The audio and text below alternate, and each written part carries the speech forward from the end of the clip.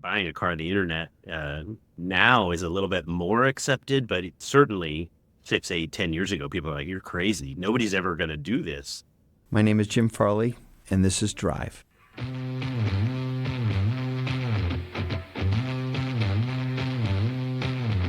As the CEO of Ford, I don't have a lot of time. And the little time I do have, I spend way too much time on Bring a Trailer. Bring a Trailer is this awesome site that's auctioning old cars.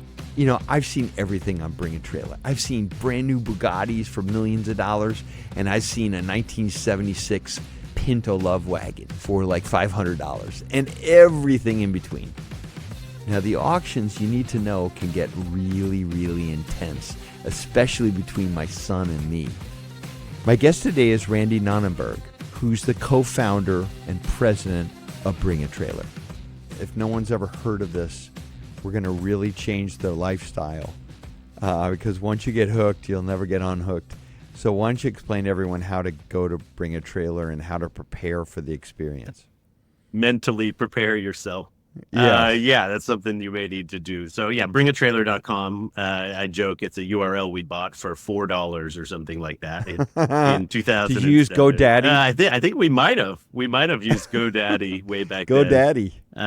It was a silly name for a website. People thought we sold trailers or something, but so we turned it on and go into bringatrailer.com, and obviously a lot of people now find us via social media and different things that we're doing, but there's one website and everybody goes there, and it's a pretty crazy time once you're there. So let's get into it, because I'm a regular user, and my son, who's 17, we kind of spar using Bring a Trailer, and I'm going through the second process of buying a car as we speak, and I'm being kind of verified as a buyer as we speak. So we'll have a lot to talk about. So one of the many things that makes Bring a Trailer a really unique experience for me is the comment section. So everyone kind of thinks, well, this is really cool. I can see all these cool cars or bikes or whatever.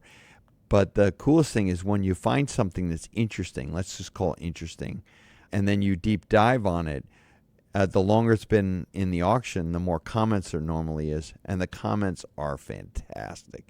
So how did you come up with that idea for comments? Because, you know, when I go to Gooding & Company or any of the big auctions, you know, they don't have comments while the vehicle is being auctioned off. How did you come up with that? It's very kind of an irreverent idea. Or they wouldn't allow comments, right? Because you gotta be careful what people says when it's also commerce that's happening. And so we started, before we were listing cars, it was really just putting cool cars out there for discussion. It wasn't the first, 8 years of Bring a Trailer, there was no sales component. It was just like, oh, look, this is for sale somewhere else, and I don't have any money to go buy it, but this is really cool. Someone should go buy this car. And so that very naturally spurs a conversation. And at first, BAT was me and my 3 buddies, Ford and links to our friends. I mean, there was nobody there. It was just a very inside sort of conversation. But then we started to forward it to other people, and we let people sign up for an email alert, and we did some early internet tools. And the funny part is it all sounds so obvious and easy now, right? But in 2007, some of that stuff was actually innovative. Nobody had really done that before. And there was no Instagram, right? There was no, the iPhone wasn't released until 6 months after we launched BAT, you know? So it's really funny to place it in its historical context. But what really has worked for sort of fostering that discussion was just having a point of view. I would write with a point of view, and I would say, I love some things about this Alfa Romeo, and I don't love some things about it. This is what I would change, or what I really like, or I think this is a deal, or I think this is overpriced, or something like that. And that resonates. And it's the same conversation you have with your friends in the garage, you know, or at the racetrack. Yes. And so being able to shift that to online was not totally easy. There's a lot of monitoring and curation. I mean, there's crazy people on the internet that'll say crazy, outlandish things. So we had to set up sort of ground rules, and we kind of learned as we went. So one of my favorite uses of Bring a Trailer is finding cars that are just hard to see anymore. Like Colin Comer is a good friend of mine from Milwaukee. he and I were going back and forth on a 76 Pinto wagon fun cruiser, I think it was called. And it had like an orange shag carpet, and it was totally stock. And we had not seen a car like that since our childhood, or maybe even before our childhood. And it was so perfectly preserved that I spent most of my time, I bid on it twice, and then I was like, oh my God, this is not going to work out at home. So I stopped. So do you have voyeurs like that? People who kind of just peruse as a reference point?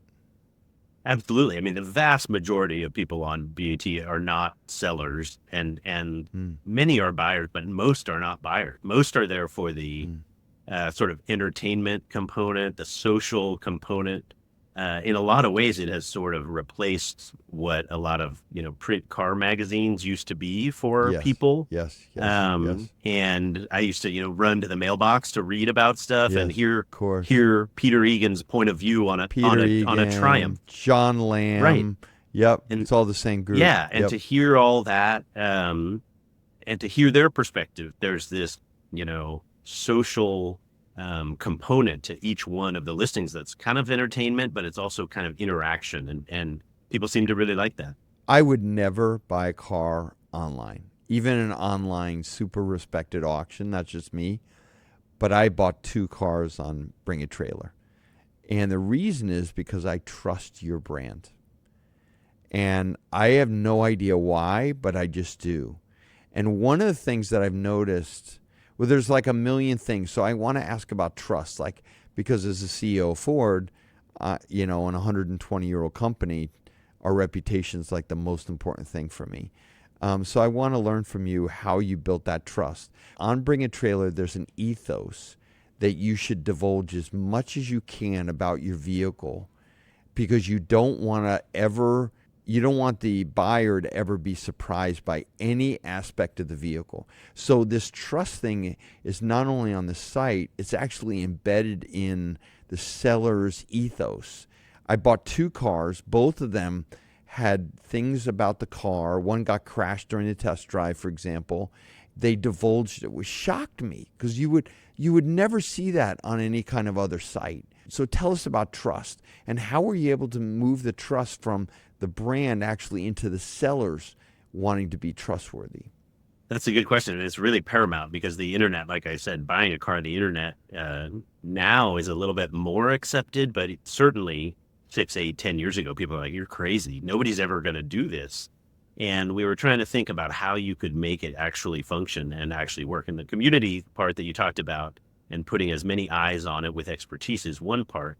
But also there's a seller component. Like, is this seller telling us the truth? And so Bring a Trailer is not just a automated site where you throw whatever car you want on Bring a Trailer and it goes up in an automated way. Like, we have a human team that has a lot of knowledge and has seen a lot of these submissions now, hundreds of thousands at this point, of sellers that give us their car and then try to tell us it's the best car in the world, right? And we have to drill down and say, so we kind of quiz the seller a bit, and we establish a rapport and kind of smell out whether they're overstating everything, or are they being pretty factual, and what's going on. And then there are the broader internet has given many tools to ways you can research quite a few cars and their history, and the more mature the internet is, the more, even classic cars, you can kind of trace their history a little bit sometimes. Yes. With where else they've been sold, and with their data numbers, and with the history of the company, right? If you're looking for early Mustang, databases and that sort of thing, you can find a fair amount of information. So the biggest thing, if I had to have one answer though, was just the depth of information. We have a minimum requirement for the depth of photos and the depth of information. And in the olden days, or not even that old, 5-10 years ago, you'd be looking at a Craigslist link for that same car that you purchased, and it would be 3 blurry photos and like 2 bad grammar, sort of half-true statements, and that's all you'd get. And that was hugely inadequate to buy a vehicle down the street from you, much less 3,000 miles away across the country, or some sort of blind, sight unseen purchase. So the ability to trust the words they need to be verified. Somebody needs to look over this. You can't just have a seller. The seller has bias, right? Like they want money for their car and they want to tell you it's a great car. They may or may not want to tell you the underbelly or the story of the accident you're talking about. So our team is there for sort of accountability. And though that's expensive for the business model to have, humans interview and interact with so many sellers every single day. It's a required part of the equation to make sure that there's truthfulness. Look, I talked to Sydney Sweeney, I've talked to Dax Shepard all about Bring a Trailer, and we all kind of said the same thing, like, don't you spend too much time on Bring a Trailer? And they're like, yeah, me too. And so, but it could be worse. Like you could be spending your time, at a bar, getting drunk. So you're doing okay. Well, BAT's maybe a little better than that. That's a pretty low bar, but for me, we started talking about offline, like, how do you explain to your significant other that you've bought yet another car, and you have no place to store it, and you have no reason to buy it, and we're like, how creative are you? And I was like, well, I usually say I'm holding it for a friend. And Leah's like, that is the biggest bunch of BS I've ever heard. You're holding it for a friend. That's the fourth time you said that. How many cars are you holding for a friend? You don't even have 4 friends, Jim. So let's talk about relationships, because my son and I, one of the most important things we do as a father and son, because he's going to high school in the UK, is we connect over Bring a Trailer. He'll send me a car that he knows I hate, and then I'll make some snarky comments about it, and then I'll send him a car that I know he hates, and we go back and forth all day long. What are the normal relationships that you see, like that? Are there clumps, so to speak? Well, I love that. I love hearing the family stories and different things. But yeah, text thread, like I get told about, hey, at our office, there's like 12 of us with a pool when we're always watching, every XYZ, car that sells. And, for how much it would go for. Yeah, people are like taking office cooler bets on what it would go for. It's like March Madness throughout the year for some folks. Yes. So some people have that sort of social thread. Oh, we're going to get into that in a second now. Yep. And then some people have the family thing that you're talking about. They come up to me, and it actually, like warms your heart. I was at a dinner party, and a woman, a school teacher, said, I'm 100% polar opposite politically around the Thanksgiving table, like with my uncle, but we both love it sounds like I'm making this up on a Ford podcast, but she said we both love 68 Mustangs. And she said, so I pulled up BAT and we started talking about BAT instead of, arguing about Biden and Trump or whatever they were going to argue about, so it's that sort of stuff. I'm kind of like, man, the fact that it touches like on a social chord like that's not just BAT. Some of that is just cars and cars being cool and a connector. But I love the fact that BAT makes it sort of compelling. I don't think they would just send around like a magazine article or a newspaper article, right? For some reason, there's a special colored one connection on. That's why I do the Drive podcast for that reason, because we all have that same connection. And tell us about vintage 80s and 90s cars, the Ratwood trends, and so what's happening there? What are the trends you're seeing? It's certainly gone beyond the WRX now, and we're getting into like the JDM stuff that's come over from Japan that now could be registered in the US.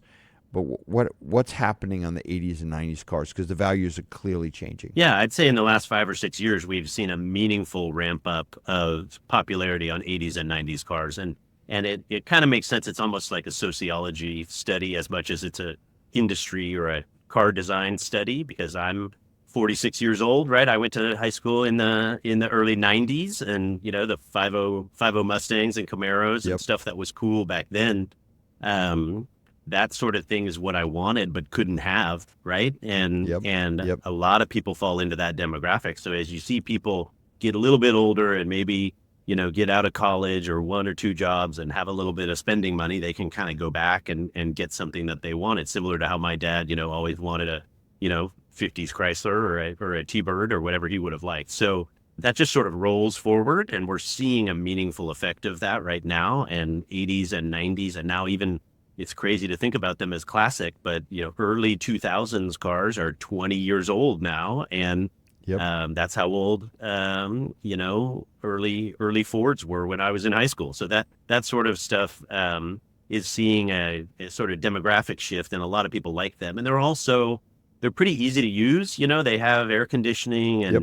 and they Yep. have fuel injection and engines that start every time and power window like creature comforts that people actually kind of like even in a classic car. So and a lot of those designs have just stuck with us. I had posters of them as a kid, and they were on the cover of all the big car magazines. And so now being able to go back and own an '80s car that I really wanted is really gratifying for me.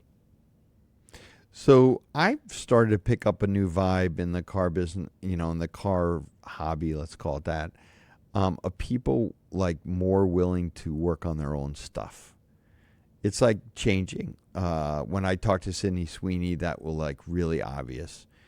And that was exciting for me because being someone who's been involved in the car hobby my whole life and pretty much all my friends are there, I wasn't sure if we would get another generation of people who want to, show up work with dirt under the fingernails as a pride point. But it seems like it's happening. Well, I think we hit sort of a low point in interest in that, and now we're seeing that reverse. So that may be the impact that you're seeing. So my take is that everybody raced towards screens and tech, and oh my goodness, look at all that we can do, and more, more, more. But now in the last, call it 3, maybe 4 years, that COVID may have had an impact on this. We've seen people kind of start talking a little bit more about, oh, you know what? I need an escape from that. For my well-being, I need to use my hands, or I need to be in nature, or I need to escape, or I need whatever. But you did 10 years ago, you didn't really hear people say that. It was more like, oh my gosh, the new iPad is 2 inches bigger. That's the most amazing news of the year, and that's sort of, you don't hear that as much now. Now you're hearing like, well, maybe it's big enough. Maybe it can be a little bit smaller, or maybe there are some negative effects of everything being digital, and some honest sort of discussion of that. Yeah, I have 3 kids, and I see their sort of interaction with things, and I'm seeing it to have peaked a little bit and then be pulling back. And now people, and it can be cars because they're a mechanical thing and wanting to shift your car, or wanting to have a screen that doesn't, take over the whole windshield, or whatever innovation is talked about out there. But I think that people are seeing, oh, wow, does that need to be 24/7, 365? And it actually doesn't. So cars are an outlet for people, and are historically as well, back before a big digital run up, of something you can work on, something you can fit. Even just washing your car in the driveway yourself is like a manual sort of therapeutic, Totally therapeutic, by the way. So those sort of things. There's so many other interesting things about Bring a Trailer from a relationship standpoint, but do you ever have a story that really touches your heart as someone who created this incredible business around such a passion? Like, do you have a couple of experiences or auctions where you were like, man, that made it all worth it? Absolutely. I mean, we get those. We post what we call success stories all the time. And something interesting about buying and selling cars, and you probably hear some of these stories, they get back to you, but not many people end up hearing them, is, where does it go? What family did it go to? And how did that impact them? And one great one we posted was a guy that had always dreamt of a particular model of an Alfa Romeo called a Giulia from the 60s, a 105 Giulia, which is a sedan. You can put your whole family in it, but it's kind of a sporty car.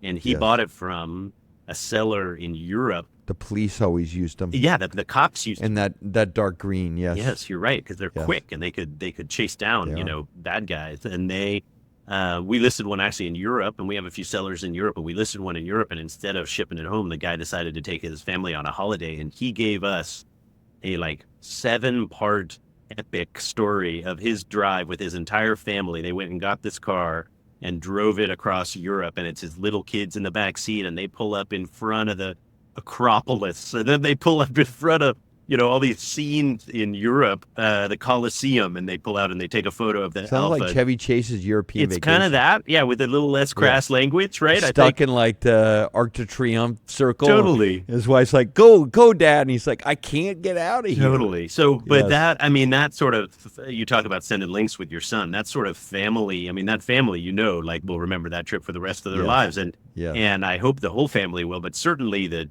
the father who bought the car will remember it partially because of the car and what it enabled and how he was able to put that together. And so that's really heartwarming. So family stories and travel stories like that are great. And secondarily, just quickly, the other one that I really like is I had one of those cars win, sort of emotional Yes. attachment. Yes. And we Yes. have one, which is a story I relay, my being basically my favorite story on BAT, which was a Volkswagen Beetle from the 60s, a convertible for sale in Southern California. And oftentimes when somebody lists a car on BAT, old users and owners will hear about it. Like, oh, this old owner of that car is commenting and he came out of the woodwork because Bring a Trailer Oh. found him in some way. And the guy who ended up winning this Beetle had owned it 40 years ago and had Oh always my remembered it and knew God. from the VIN number and everything that How cool it is was his that? actual car. And he won the bidding in a back and forth bid, and he won it, and he went and picked it up, and the seller said, okay, here's the paperwork and sign, and here's the keys. And he said, you don't have to give me the keys. He brought the key out of his desk drawer from No that car, and he way. put it in, and it started it. He had the key for like 40 years in his No desk drawer. So I mean, way. that's stuff you can't even make up. I mean, it's just totally crazy, and I love that story. That's And I always, awesome. whenever I see a Volkswagen key, I think of that guy's VW key that started the car, and Yes. it kind of makes me smile. Well done, Randy. That's what it's all about right Yeah. there.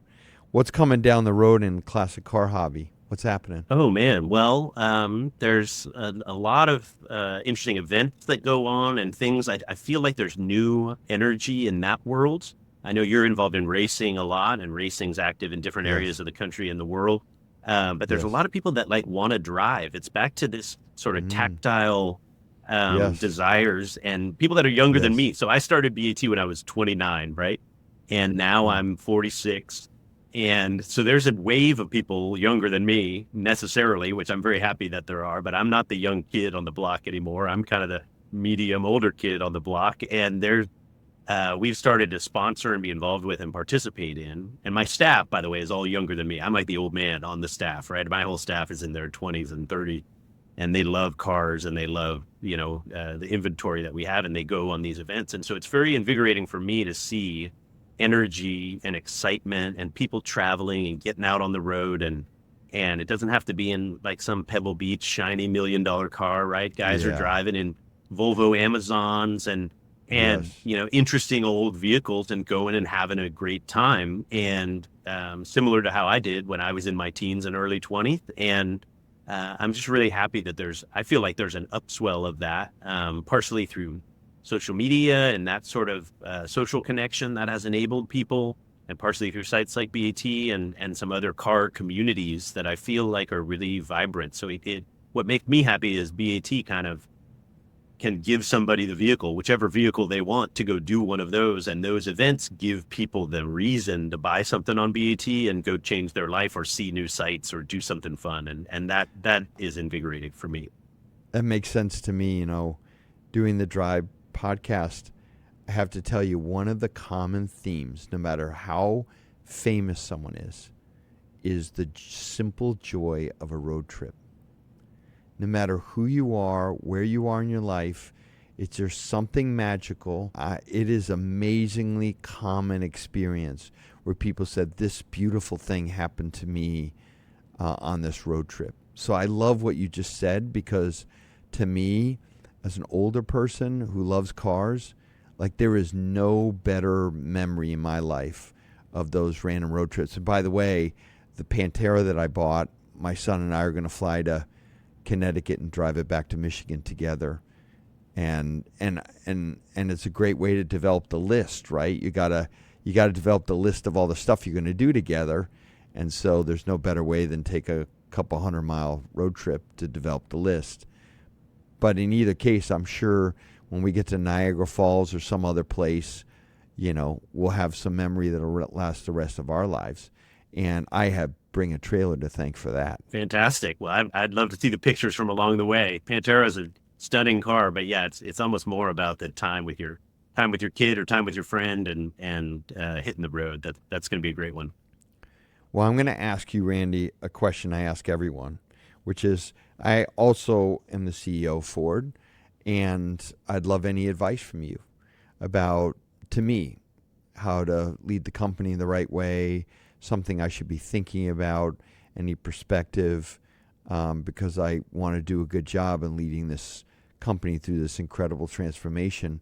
And I so respect everything you've done at Bring a Trailer and what your team has done.